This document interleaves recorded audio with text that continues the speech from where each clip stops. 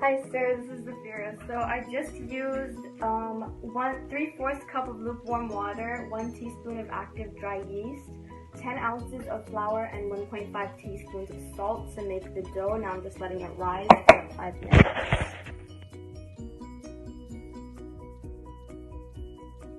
Now I've just dusted the place I'm going to roll out the dough in with flour. So now I'm going to roll out the dough into the greased pan. So now I've rolled out the dough with the rolling pin up to around the size of my dish, and now I'm going to just transfer the dough onto the dish like this.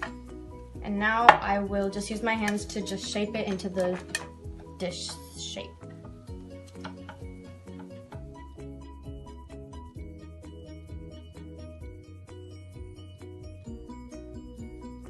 Now I have put my tomato sauce on. To make the tomato sauce, I just added some crushed tomatoes. I put some salt and pepper to taste and some oregano. I added some white vinegar just because I like the zing that it adds, and I just spread it out onto the dough. Now I'm gonna add the rest of my toppings, like for example, some olives, bell pepper, and mushrooms. Now I've added my diced bell pepper, my mushrooms, and black olives, and I didn't leave too much of crust because I don't like crust that much if it's plain.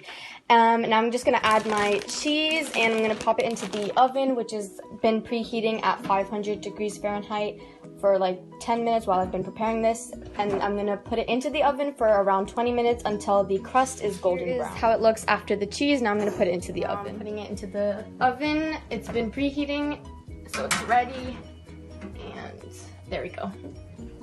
Now we'll check back on it 20 minutes later. Okay, so now I've checked, and the pizza's cheese and the dough is golden brown, as you can see.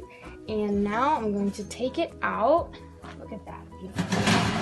And I'm going to put it on a heating rack so it doesn't, cooling rack, so it doesn't burn the counter. And just gonna slice it up and let it cool, then we'll eat it. So now I'm just going to cut it, and then we'll serve it after it's cooled.